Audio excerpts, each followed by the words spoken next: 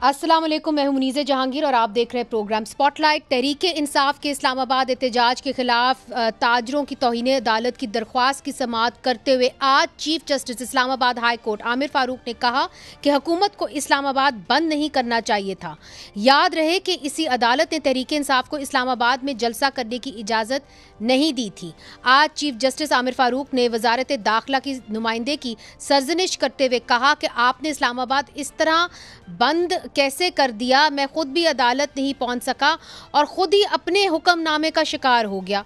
उन्होंने मज़ीद कहा कि जो तहरीक इंसाफ ने किया वो भी गलत था और वो PTI से भी पूछेंगे कि अदालती अहकामात की खिलाफ वर्जी क्यों की गई।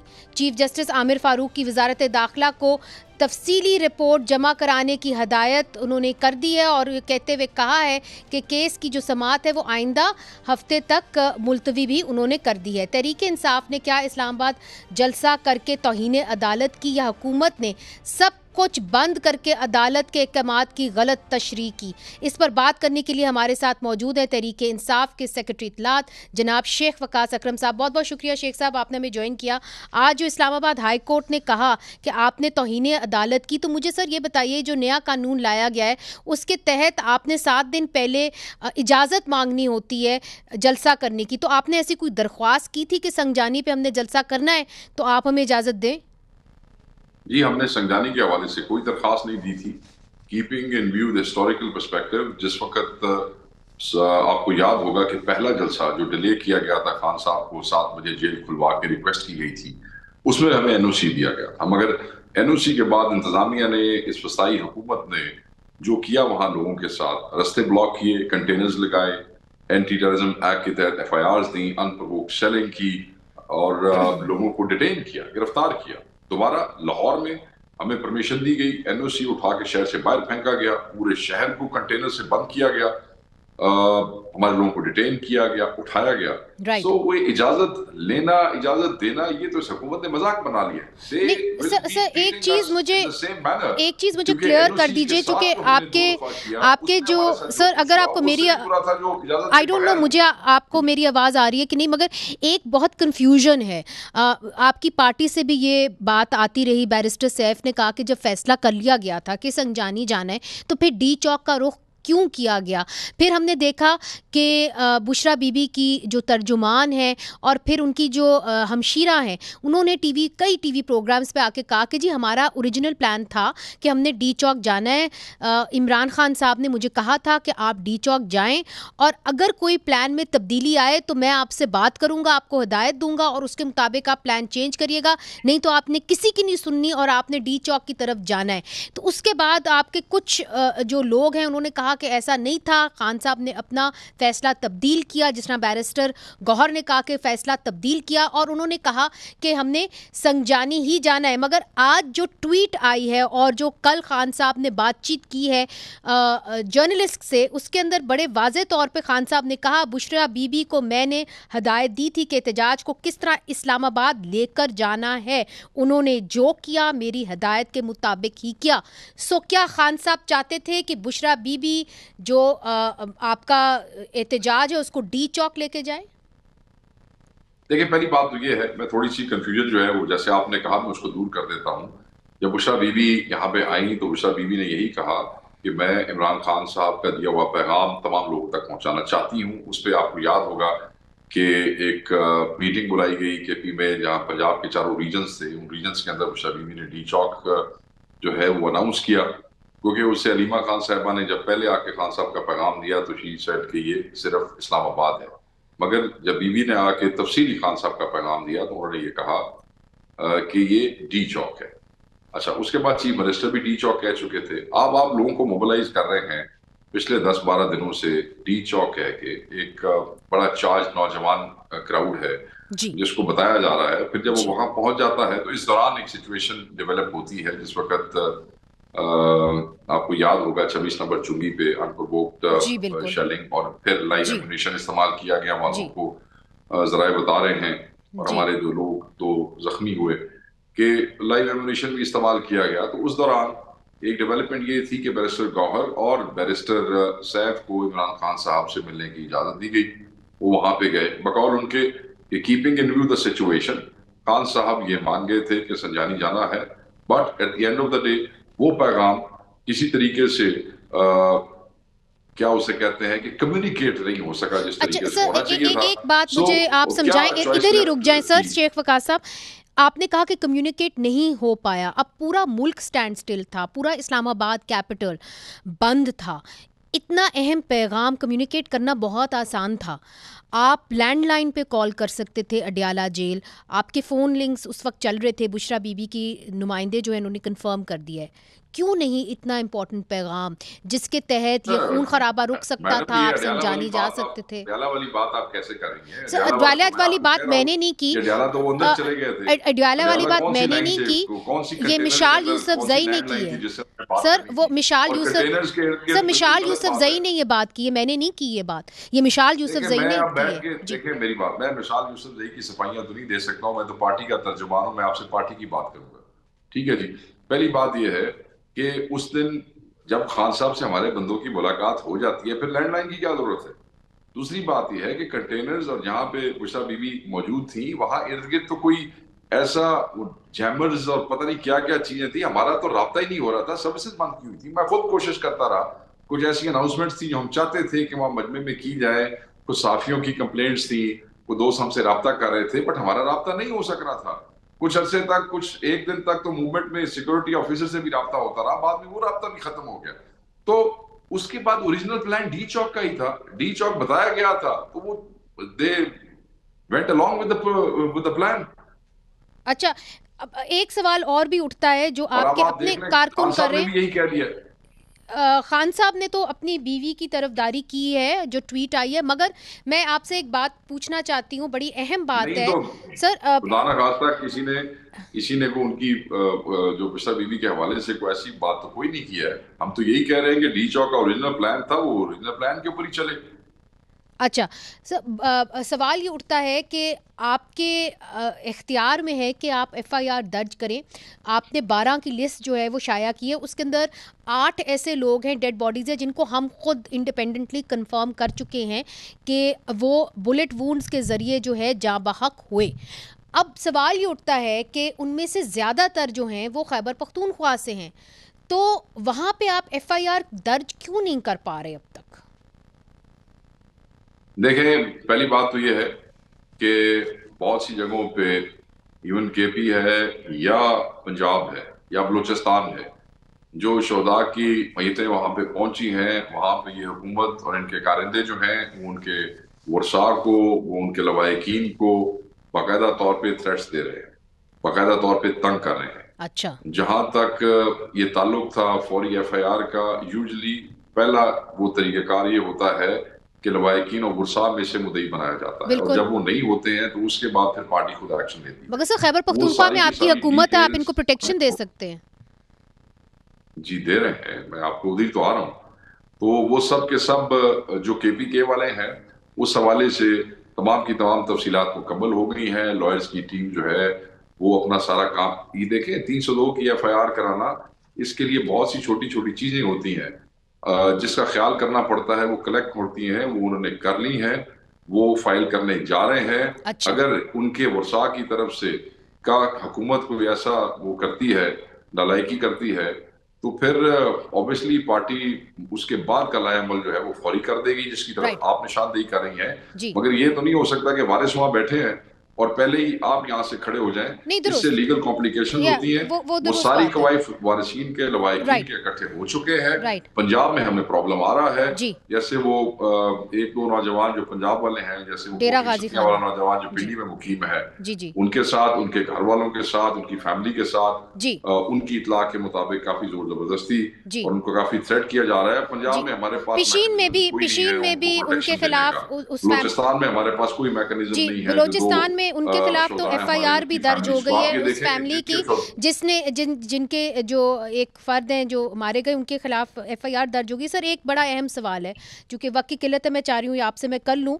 अटक डिस्ट्रिक्ट पुलिस ऑफिसर डॉक्टर सरदार गयास गुल, उन्होंने एक बड़ा ही ख़तरनाक इल्ज़ाम पाकिस्तान तहरीक इंसाफ के ऊपर लगाया। उन्होंने कहा 89 ऐसे लोग थे जिनकी कोई फिंगरप्रिंट्स नहीं थी, वो नादरा डेटाबेस में कहीं नहीं मिलते थे, और उन्होंने कहा कि ये बड़े तालीम याफ्ता थे, बड़े ट्रेंड थे, मुसल्ला थे टू द टीथ, उनका इतने उनके पास जदीद वेपन्स थे और ब्राज़ील से उन्होंने टीयर गैस मंगवाई हुई थी और ये ऐसे लोग थे जिनके पास हथियार थे और ये पीटीआई के सफ़ों में थे और ये इनका बाकायदा आर्म्ड विंग था, उन्होंने ये कहा।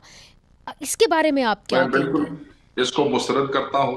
ये मैं ये समझता हूँ कि सरकारी कारिंदों को हुकूमती प्रोपेगेंडे का हिस्सा नहीं बनना चाहिए। आपकी पंजाब में सरकार है, आप ब्राजील के, आप अमेरिका की टीयर गैस ला के रख के दिखा दें, हम आपको क्या कह सकते हैं। पंजाब पुलिस के हवाले से कौन सी कोई ये चीजें नहीं है, ये हमेशा से इस किस्म के फैब्रिकेटेड किस्म के केसेस और जाली केसेस बनाते रहे हैं, इनके लिए कोई मुश्किल नहीं है। ये जो सारी कहानी घड़ी गई है, इतने लोग थे, उनके फिंगरप्रिंट्स नहीं थे, कभी वो कहते हैं पहली प्रेस कॉन्फ्रेंस में कि 64 जो थे वो अफगान थे, कभी वो कुछ बात करते हैं, ये सब फजूल बातें हैं। बात यह है कि मीडिया की DSNGs, बहुत से यूट्यूबर्स, वीलॉगर्स, सहाफी उस काफिले के साथ साथ जाते रहे हैं और उनमें से किसी ने भी ये रिपोर्ट नहीं किया कि किसी के पास वेपन था, किसी की कोई वीडियो नहीं है, किसी की कोई चीज सामने नहीं आई। अल जजीरा ने तो बाकायदा तौर पे कहा कि कोई विजिबल, इवन डी चौक तक उन्होंने कहा कि कोई ऐसा वेपन नहीं था। तो अब ये पुलिस है सर, ये तो वही DPO साहब है ना जो कह रहे थे कि अगर मैं 20,000 बंदे लगा दूं तो एक बंदा यहाँ से क्रॉस नहीं कर सकेगा। And then little he said कि मैंने स्ट्रेटेजिक रिट्रीट की है, तो छोड़ दे ये पंजाब पुलिस तो बिल्कुल। बहुत बहुत शुक्रिया जनाब सेक्रेटरी इत्तलात शेख वकास अकरम साहब हमारे से बात कर रहे थे और उन्होंने रिजेक्ट की है जो DPO अटक ने एक इल्ज़ाम लगाया था कि तहरीक इंसाफ के सपों में ऐसे लोग थे जिनके पास वेपन्स थे और उनका ये कहना है कि ओरिजिनल प्लान जो था वो डी चौक ही जाना था। नाजरीन, इधर एक वक्फा लेते हैं, वक्फे के बाद हम आपको उस इलाके में लेके जाते हैं जहाँ पे 130 से ज़ायद लोग जो हैं वो जाबहक हो चुके हैं, 170 से ज़्यादा ज़ख्मी हैं। ये इलाका पाकिस्तान में है। ये सब कुछ आप देखेंगे वक्फे के बाद।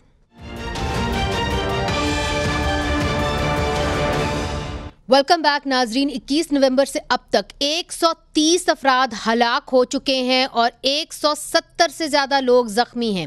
एक वक्त ऐसा भी था जब ज़रूरत की अशिया ख़त्म हो चुकी थी और कर्फ्यू का समा था, इंटरनेट पर बंदिश थी, स्कूल और रास्ते बंद थे। ये सब पाकिस्तान में हो रहा था और मैं बात कर रही हूँ खैबर पख्तूनख्वा के ज़िला कुरम की, जो कि अफ़गानिस्तान की सरहद के करीब वाक़ है, पर इसकी कोई बात नहीं कर रहा और ना ही इलेक्ट्रॉनिक मीडिया को वहाँ तक रसाई हासिल है। वहाँ के ज़ख्मियों की बदकिस्मती ये है कि इनको इलाज के लिए किसी अच्छे अस्पताल भी मुंतकिल करना नामुमकिन होता है क्योंकि इस इलाके का ज़मीनी रास्ता बाकी पाकिस्तान से कटा हुआ है। ज़िला कुरम को बाकी पाकिस्तान से मिलाने वाली वाहिद सड़क तल पारा चनार रोड अक्टूबर से आमदोरफ्त के लिए बंद है और इसकी वजह कोई जो है कुदरती आफत नहीं है बल्कि अमनो अमान की ख़राब सूरत हाल है। इस सड़क पर आम हालात में भी लोग सिर्फ सिक्योरिटी फोर्सेस की निगरानी में कारवान की सूरत में ही सफ़र कर सकते हैं, लेकिन तब भी ये काफ़िले महफूज नहीं रहते। 21 नवंबर को ऐसा ही एक काफ़िला पर होने वाली फायरिंग में 52 अफराद मारे गए थे और फिर इसके बाद से इलाके में कत्लो गारत का बाजार गर्म हो चुका है। दोनों फरीकैन के दरमियान जंग बंदी के लिए सूबाई हुकूमत ने 23 नवंबर को एक वफ़द भी पारा चनार रवाना किया जिसने आर्जी जंग बंदी करवाने का ऐलान भी किया था, लेकिन वफ़द का हेलीकॉप्टर कुरम की फ़िज़ाई हदूद से बाहर नहीं निकला था कि कुरम दोबारा से गोलियों और धमाकों की गूंज से लरज रहा था। कुरम तनाज़ा का आगाज़ तो ज़मीन की मलकियत के मसले से हुआ था, लेकिन ये अब एक फ़िरका वाराना शक्ल इख्तियार कर चुका है और 2007 से जारी इस जंग में अब तक हज़ारों अफराद अपनी जान से हाथ धो बैठे हैं और वहाँ के नौजवान हर वक्त एक अनजाने खौफ में ज़िंदगी गुजार रहे हैं और पेशावर और इस्लामाबाद में इक़्तिदार के ऐवानों में बैठे लोगों से वो अपने लिए सिर्फ़ अमन की तलबगार हैं। कुरम के अमन की चाबी जो है वो किसके पास है और आखिर कोई भी हुकूमत कुरम के लोगों के मसला जो है वो हल क्यों नहीं कर सकी या संजीदा नहीं है? इस मामले पर बात करने के लिए हमारे साथ मौजूद हैं हमीद हुसैन साहब जो कुरम से मेंबर कौमी असम्बली हैं और आपका ताल्लुक मजलिस वहादत मुस्लिमीन से है। बहुत शुक्रिया आपने हमें ज्वाइन किया। शौकत यूसुफजई साहब हमारे साथ मौजूद हैं, साबिक सूबाई वज़ीर हैं और सीनियर रहनुमा है तहरीक इंसाफ के। सबसे पहले हमीद हुसैन साहब, आपका ताल्लुक कुरम से है, ये बताइए कि बताया जा रहा है कि हालात मामूल की तरफ आ रहे हैं कि स्कूल्स भी जल्द खुल जाएंगे, क्या वाकई में अमनो अमान की सूरत हाल जो है वो वापस लौट रही है कुरम में? अस्सलाम वालेकुम, शुक्रिया, थैंक यू वक्त देने का। हालात जिस तरह बताया जा रहा है ये बिल्कुल बहुत इसके उल्टा है। उधर हालात बिल्कुल नॉर्मल नहीं है। अब चूंकि काफी अरसे से रोड बंद है तो मेडिसन जो लाइफ सेविंग है वो भी अभी सारे खत्म हो गए हैं। हाँ। और पेट्रोलियम जो मसनूआत हैं वो बिल्कुल खत्म हो गए हैं। बच्चे स्कूल नहीं जा सकते और लोग पैदल बाजार जा रहे हैं आजकल। नहीं तो ये कहने हमीद वाली साहब, बात है कि आज ये नॉर्मल हो गए हैं, नॉर्मल नहीं है। आज ये अखबार की सुर्खी बनी जहां लिखा हुआ था कि हालात फिर से नॉर्मल की तरफ, मामूल की तरफ जा रहे हैं और वहां पे अब अमन व अमनान की सूरत हाल जो है वो बेहतर हो गई है, बल्कि अमन है इस वक्त। ये आप कह रहे हैं दुरुस्त नहीं है? ये बिल्कुल सुर्खी तक महदूद है, बस सुर्खी है और कुछ नहीं है। उधर हालात बिल्कुल ये नहीं है। लोग मामूल के मुताबिक हैं, दोनों फरीकैन जो इनको नाम दे रहे हैं ये इसका सेक्टेरियन क्लैश का कोई सेक्टेरियन क्लैश नहीं है। लोगों को बिल्कुल अनसर्टेनिटी के हालात में रख रहे हैं। उधर अनसर्टेनिटी इस वजह से है कि रोड बंद है और अशिया खुर्द-ओ-नोश खत्म हो गए हैं, मेडिसिन नहीं है। ठीक है, तो ये ऐसी बातें हैं कि उधर हालात नॉर्मल है, ये बिल्कुल झूठ है। अच्छा शौकत यूसुफजई साहब, हमीद हुसैन साहब तो आपके एक तरह से दोस्त हैं, आपकी पार्टी के सपोर्ट से उन्होंने इलेक्शन भी वहाँ से लड़ा, जीते भी। बात असल में ये है कि वो भी कह रहे हैं कि जी मामूल की तरफ हालात नहीं जा रहे, और फिर आपने भी एक वफ्त भेजा, फिर हमने देखा कि वो हेलीकॉप्टर से नीचे नहीं उतरे थे कि सीज़ फायर क्या जो है, जंग बंदी जो है वो वहाँ पर जो फैसला जिसका किया गया था वो बंद हो गए।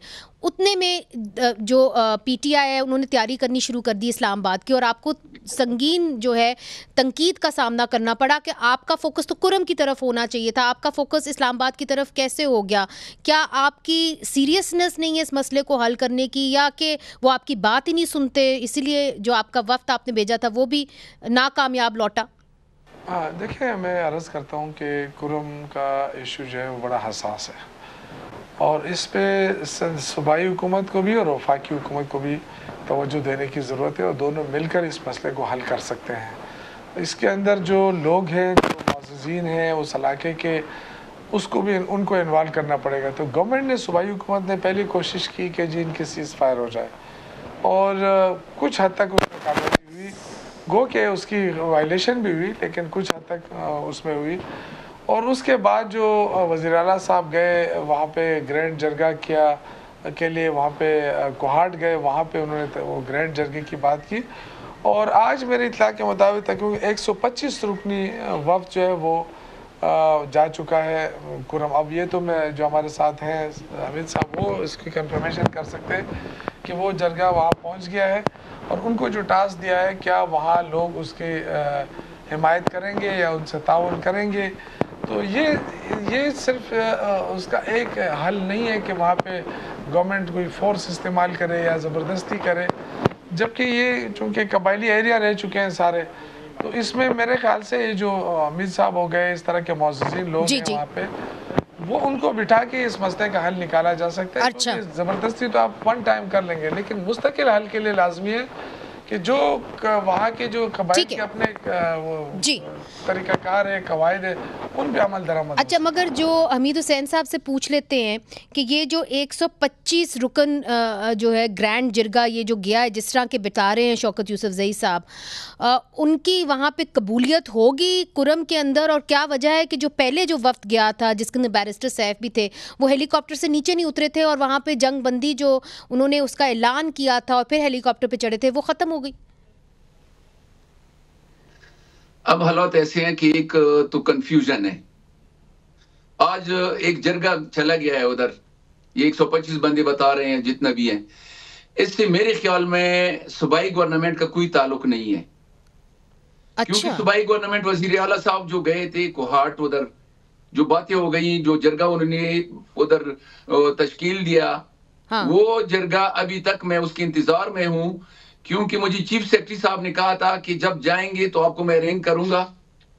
जरगे के साथ हमने भी जाना है पर चिनार, उधर जरगा शुरू करवा के फिर हम वापस आ जाएंगे। तो मैं आज तक उसके इंतजार में बैठा हूं। तो ये जो जिरगा गया है हमीद हुसैन साहब, ये जो जिरगा गया है, ये बता रहे हैं ना कि जी 125 लोगों का जिरगा ऑलरेडी कुरम में है, तो ये वो जिरगा नहीं है, कुछ और है? ये कोई और बात है, क्योंकि ये 2-3 दिनों से ये ट्राई कर रहे हैं, एक तो यह कि इनको रास्ते में रोका गया था, बगन एक इलाका है उधर से इनको रोका गया था, और आज ये निकले हैं शाम के वक्त। अच्छा। शाम के वक्त ये निकल गए हैं आगे कहीं उधर। हमारे एक बहुत माज़ज़ एक्स MNA है फखर जमान, जी, उसके यहाँ ठहरे हुए हैं, और ये इस जगह का हमें कोई इल्म ही नहीं है कि है कौन और जरगा कौन लेकर जा रहा है, ये इसका कोई पता नहीं चल रहा। अच्छा, ये आपने बड़ी अहम बात कर दी कि जिस जिरगा की शौकत यूसुफजई बात कर रहे हैं वो तो हमीद हुसैन साहब को पता ही नहीं ये कौन सा जिरगा है और वो क्या करने जा रहा है, और जिसका चीफ मिनिस्टर ने ऐलान किया था उसका हमीद हुसैन साहब जिनका ताल्लुक़ कुरम से है, वो वहाँ के MNA हैं, इलेक्टेड MNA हैं, उनको शामिल ही नहीं किया गया, उनको कोई इन्फॉर्मेशन नहीं इस हवाले से। ये पूछेंगे क्या माजरा है वक्फे के बाद। वेलकम बैक नाजरीन, हम बात कर रहे हैं कुरम की, जहां पे 130 लोग जो हैं उनसे ज़ायद बल्कि वो जाँ बहक हो गए हैं और 170 के करीब इस वक्त ज़ख्मी हैं। किसी भी मुल्क के अंदर अगर ऐसा होता तो पूरा मुल्क स्टैंड स्टिल होता, मगर हमारी TV स्क्रीन्स के ऊपर अगर बात हो रही है तो PTI के धरने या रैली के ऊपर हो रही है, मगर ये एक बहुत बड़ा सानिया है और अभी भी वहाँ पर हालात मामूल की तरफ नहीं आए हैं। शौकत यूसुफजई साहब, हमीद हुसैन साहब ब्रेक से पहले ये बात कर रहे थे कि जो जिरगा आपने अभी बताया जो गया है कुरम, वो कहते हैं जी उसका तो हमें इल्म ही नहीं है। अब हमीद हुसैन साहब तो कुरम से मेंबर कौमी असेंबली हैं, हाउ कम आपने उनको इंक्लूड ही नहीं किया? नहीं हो सकता है जो चीफ सेक्रेटरी वगैरह जाएं उनको साथ लेके जाएं। ये तो मैंने देखा था, अपने जो मुझे किसी ने मैसेज किया था कि 125 के करीब वहाँ पहुँच गया है। ये देखें कबाइल अपने तौर पे भी लगे हुए हैं, गवर्नमेंट भी लगी हुई है, और फेडरल गवर्नमेंट ने भी शायद एक वो किया है, वो भी कोशिश कर रही है कि कुछ इस तरह के जरगा बनाया जाए। लेकिन मेरा ख्याल है कि हमें एक मुत्तफ़िका कोशिश करनी चाहिए और जितना भी इनपुट है सारा एक साथ लेके जाए ताकि ये इस मसले का कोई हल निकालना लाजमी है। तो अब तक आपकी हुकूमत ने मुत्तफ़िका कोशिश क्यों नहीं की? What's stopping you? बहुत कोशिश की है, नहीं कोशिश तो की है। देखें कोशिश ना होती तो चीफ सेक्रेटरी और वजीर कानून और ये पूरा जरगा गया वहाँ पे, लेकिन जाहिर है जब दो मुतारिफ ग्रुप जब लड़ाई में होते हैं ना तो वहाँ एकदम वहाँ एंट्री करना इतना आसान नहीं होता है। फिर हमारे जो कबाइल है माशाल्लाह वो काफ़ी तगड़े लोग हैं, और ये जो कबाइल के जो अपने मुअज़्ज़िन है ना वो ये गवर्नमेंट से ज़्यादा इफेक्टिव होते हैं। तो अब कोशिश ये हो रही है कि उनको इसमें इस्तेमाल किया जाए क्योंकि उनकी बात ज्यादा मानी जाती है। बनिस्बत हुकूमत की बात अच्छी तरह के समझते हैं, बनिस्बत हुकूमत, बिल्कुल हुकूमत की, क्योंकि बिल्कुल देखें हुकूमत वहाँ पे आपने अभी तक पैरामिलिट्री ट्रूप्स जो हैं क्यों नहीं बुलाए? कि बुलाए थे पहले? नहीं बुलाए बिल्कुल बुलाए, लेकिन तो फिर वो भी नहीं कामयाब हो सके। मसले सर सख्ती करने से देखें एक तो सिर्फ ये हो सकता है ना कि आप सीज फायर कर लें फॉर द टाइम बीइंग, तो कम से कम लोगों की जानें बचेंगी। लेकिन जो इसका जी ये तो हो रहा है, लेकिन मैं ये कह रहा हूँ कि इसका मुस्तकिल हल के लिए वज़ीर आला उस दिन खुद गया है, कोहाट गया है, बहुत सारे मुअज़्ज़िज़ीन को बुलाया है जो वहाँ इफेक्टिव रोल प्ले कर सकते हैं। तो गवर्नमेंट के साथ जो है ना इनके जो कबाइल के अपने मशरान हैं, जिस तरह आमिर साहब के आपने जिक्र किया, ये सारे, तो ये जब तक ये नहीं जाएंगे सिर्फ हुकूमत की उन कोशिशों से मसला हल नहीं होगा। ये इशू चला आ रहा है तो ये बड़ा हसास मसला है, बड़े तौर तरीके से इसको हल करने की जरूरत है। अच्छा हमीद हुसैन साहब, आपने शौकत यूसुफजई साहब की पूरी बात सुनी। उन्होंने कहा कि जो आपके कबाइली लोग हैं वो इस मसले का हल उनको पहले निकालना पड़ेगा, तो दूरस्थ रास्ता और जो लॉन्ग टर्म सोल्यूशन है वो तभी निकलेगी। तो अब क्या आप लोग चाहते नहीं है कि इस मसले का हल निकले? वो तो कहते हैं the ball is in your court. असल मसला ये है कि मैं बता दूं कि ये सिलसिला जो कहते रहे हैं कि ये लैंड डिस्प्यूट का मसला है, पाराचिनार या सदा पूरा कुरम डिस्ट्रिक्ट कुरम, इसमें कई एक माहिदे हुए हैं, जरगे होते रहे हैं। हालांकि आजकल की जरगों का मैंने खुद बैकआउट किया हुआ है। मैंने क्यों किया है? मैं इसलिए जरगों में शामिल नहीं हो रहा हूं कि पिछले जितनी भी जरगे हैं उसमें आखिरी एक जरगा हुआ था, उसमें एक माहिदा हुआ है मरी माहिदा, मरी में चूंकि वो लोग लेकर गए थे जी। अब उस पे उधर के लोकल जितनी भी लोग हैं, शिया है, सुन्नी है, जो भी ट्राइब है, जो भी खेल है मुस्तकिल, सारी मुख्तलिफ जो खेल कौमें हैं मुख्तलिफ, सारे उस पे राजी हैं। वो सारे रो रहे हैं कि खुदा इसको इम्प्लीमेंट करो। मसला ये है कि गवर्नमेंट अगर मुखलिस है, गवर्नमेंट चाहती है, सीरियस है, क्यों इंप्लीमेंट नहीं करते? हाँ, गवर्नमेंट की सीरियसनेस में आपको एक और भी बता दूं, रिसेंटली 2 बार जो जरगे गए हैं, वो जरगे वालों ने आखिर में प्रेस कॉन्फ्रेंस किया है, राइट, कि हम एक हद तक चले गए हैं, जिसमें 2 नुमाइंदे कोहाट से थे, 2 हंगू से थे, ग्रैंड जरगा था। ये मैं बात कर रहा हूं कोई अक्टूबर की जी। उन्होंने प्रेस कॉन्फ्रेंस कर लिया कि एक हद पे हम चले गए, हम हल की तरफ निकल गए, हमने हल ढूंढ लिया है। लेकिन गवर्नमेंट मुखलिस नहीं है, गवर्नमेंट नहीं चाहती कि ये इंप्लीमेंट हो। क्यों नहीं ये चाहती? रिकॉर्ड है, सोशल नहीं, मीडिया पे उनकी मौजूद क्या, है। उनके ही सूबे के अंदर खून खराबा हो रहा है, वो क्यों नहीं चाहेगी? हमीद साहब, आपकी अपनी क्या तो यही तो हम तो यही पूछ रहे हैं, हम यही पूछ रहे हैं, क्यों सीरियसनेस नहीं है, क्यों नहीं सीरियस ले रहे हैं इस मामले को? हम तो इसी चीज से रो रहे हैं। बात कर रहे हैं, अब जैसे मैं कह रहा हूँ, सूबाई हुकूमत की बात ये कर रहे हैं ना मायदा, सर। मरी मायदा क्यों इंप्लीमेंट नहीं होता? तो बार बार पूछ रहे मरी मायदा क्यों नहीं इम्प्लीमेंट होता सर? मैं ये अर्ज कर रहा हूँ कि उसमें कौन सी ऐसी चीज़ है जो आप समझते हैं कि गवर्नमेंट इससे बतरा रही है, वो अगर मुझे बता दे तो मैं आज अली अमीन साहब से बात कर लेता हूँ। अगर सूबाई हुकूमत का इशू है, ऐसी कौन सी शिक है जिससे गवर्नमेंट जो है उनको परेशानी है, मुझे बता दें। जी हमीद साहब, कौन सी शिक है जिससे गवर्नमेंट के मसले का हल तो निकालना है? जी ठीक है हमीद साहब, जवाब दें। आपको बात बता दूं जी, मैं आपको बात बताऊं, मैंने कल भी वो उस पे एक टीवी पे मैंने कल भी कहा हुआ है, असल मसला ये है कि आपको मैंने कल कहा है कि जो हमारी प्रोविंशियल एडमिनिस्ट्रेशन है वो मफलूज है। सब बात है कि वो उनके दायरे इख्तियार में कुछ भी नहीं है, वो बेचारे करना भी चाहे तो नहीं कर सकते। जैसे 30 नवंबर को जब हमारा जरगा गया, चीफ मिनिस्टर साहब ने मुझे ये भी बात कही कि हम जाएंगे पाराचिनार। तो पाराचिनार जाने में आप यकीन करें, उसी दिन बगन एक इलाका है उधर फिर फायरिंग हो जाती है। क्यों ये फायरिंग? सिर्फ इसलिए कि सीएम साहब पाराचिनार ना चला जाए। तो मसले मसाइल हैं और लोग बता नहीं रहे हैं हमें, जितने मसाइल हैं उधर सिक्योरिटी। यानी आप ये कह रहे हैं हमीद हुसैन साहब, मैं आपकी बात सही तरह समझी हूँ ताकि व्यूअर्स को भी पता चल जाए कि अगर हुकूमत चाहती भी है तो इनके पास इख्तियार नहीं है खैबर पख्तूनख्वा में। बिल्कुल यही बात है मैडम, जो बात इन्होंने ये कर रहे हैं ना, जी, क्या आपके हाथ में कोई इख्तियार नहीं है? आपको भी वही चला रहा है जो इस्लामाबाद को चला रहा है। नहीं देखें, ये तो समझ गया होगा, समझ गए हैं। जी मैं समझ गया हूँ, लेकिन देखें हमें पायदार हल के लिए हमें अपने ही तौर पे, मैं ये कह रहा हूँ कि गवर्नमेंट तो करती रहती है, लेकिन कबाइल का बड़ा असर रसूख है और ये अपने मौज़ीन का बहुत ख्याल रखते हैं। तो मैं अगेन ये कहूँगा कि इस पे भी काम किया जाए, जो ग्रैंड जरगा है इसका भी एक एहतराम होना चाहिए और इससे काम लेना चाहिए, क्योंकि वो आपका पॉइंट आ गया। मैं एक बात और भी बता दूं। जी बिल्कुल, मेरा वक्त बिल्कुल खत्म हो रहा है। आखिरी बात करें हमीद हुसैन साहब जी। मैं ये भी कह रहा हूँ कि अभी जो 30 नवंबर को जो ऐलान हुआ था जरगे का, आज चौथा दिन है, मैं इंतजार में बैठा हूँ, मुझे कोई जवाब नहीं आ रहा। तो इसका हल यही है कि अली अमीन साहब ने जो दिलचस्पी जाहिर की है उस पे ये फौरन अमल किया जाए तो इंशाल्लाह फिर मसला नहीं होगा, अमन कायम हो जाएगा। कम से कम मैसेज अभी मैं आपका मैसेज अभी पहुंचा दूंगा। चलिए, ये तो बहुत अच्छी बात है कि एक रिक्वेस्ट और है कि उधर जो कुछ मरीज हैं उसके लिए मैंने सीएम साहब से खुद बात भी की थी। अच्छा, ये जो आपकी ये आपका अपना सर, ये आपका अपना हमीद हुसैन साहब, ये आपका अपना पर्सनल मैटर है। जब आप आपस में बात करेंगे, हमारे प्रोग्राम के जरिए नहीं, आपस में आप लोग बात करें और इस मसले का हल ज़रूर ढूंढें। मगर एक सवाल मैं आपसे, शौकत यूसुफ ज़ई साहब, चूँकि आज आप हैं हमारे साथ, तो मैं इसका फ़ायदा उठाते हुए आपसे पूछ रही हूँ। आपने माजी में ये कहा था बुशरा बीबी के हवाले से कि जी जब फैसला हो गया था संगजानी में जाने का पीटीआई के धरने के दौरान या एहतजाज के दौरान, तो फिर डी चौक का रुख क्यों किया गया?